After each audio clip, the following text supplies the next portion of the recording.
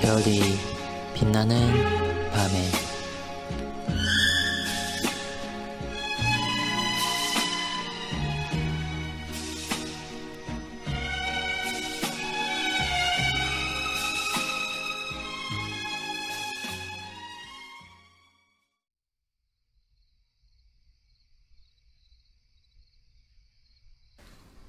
(67문에서 68문까지는 104일차를 참고해 주시기 바랍니다. 외적인 부르심은 결코 가벼운 초대나 진정한 신앙에 훨씬 못 미치는 초대의 방식이라고 생각해서는 안 됩니다.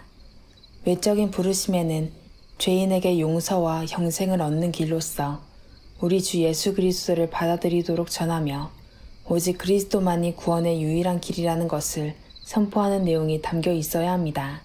이 내용은 다음 3가지로 요약할 수 있습니다. 첫째, 그리스도 안에 계시된 구원의 방법이 명백하게 제시되어야 합니다.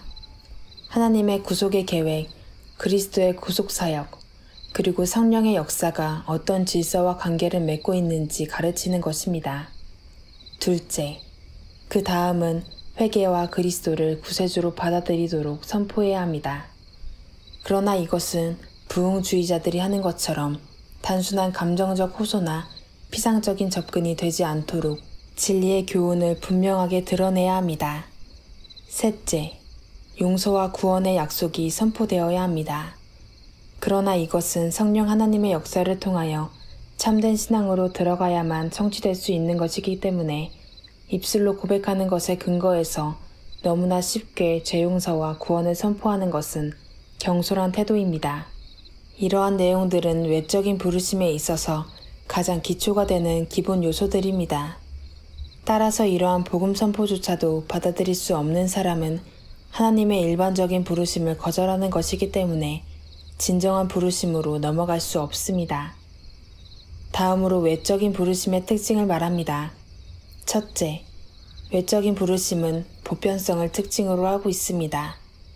복음을 전하는 대상에 어떠한 차별도 두지 말아야 한다는 것을 가르쳐 줍니다. 이스라엘 민족이 교회를 상징하던 시대에는 선민과 이방인 사이에 구별이 있었습니다. 그때에도 하나님은 택정하신 사람들을 이스라엘로 상징하셨을 뿐입니다. 그리고 그리스도의 구속사역 이후에 겉으로 드러난 구별의 장벽이 사라졌기 때문에 복음 선포에는 민족의 차별이 없어졌고 신분과 성별과 나이와 소속에도 제한받지 않습니다. 더욱이 여기서 말하는 보편성은 선택받은 자와 유기된 자, 즉 효력 있는 부르심을 받지 못하게 될 사람들도 모두 포함해서 하는 말입니다. 이것은 지난 시간에 혼인잔치의 비유에서 초청장을 받은 사람들이 가지는 보편성에서 잘 말해주고 있습니다. 종들은 사람을 구별해서 초청장을 나눠주지 않았습니다. 만나는 대로 청하였을 뿐만 아니라 길에 나가 악한 자나 선한 자나 만나는 대로 모두 데려왔다고 마태복음 22장 9절 10절에서 말합니다. 선한 자와 악한 자를 구별하고 있지만 실제로 우리는 외면적으로 어떤 사람이 택함을 받은 사람인지 아닌지 알 수 없습니다.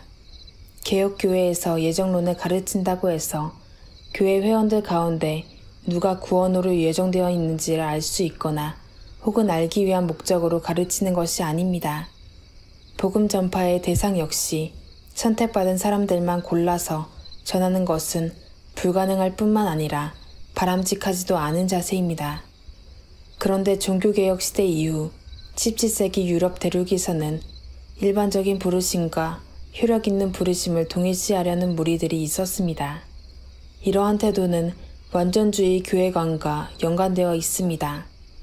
이단 제3례파나 후대의 형제단, 미국의 메노나이트 등이 그러합니다.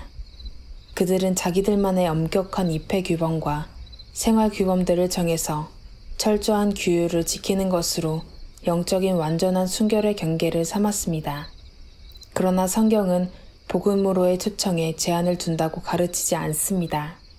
너희는 온 천하에 다니며 만민에게 복음을 전파하라고 마가복음 16장 15절에 주님께서 말씀하셨습니다. 따라서 복음의 외적인 부르심은 보편성을 띄어야 합니다.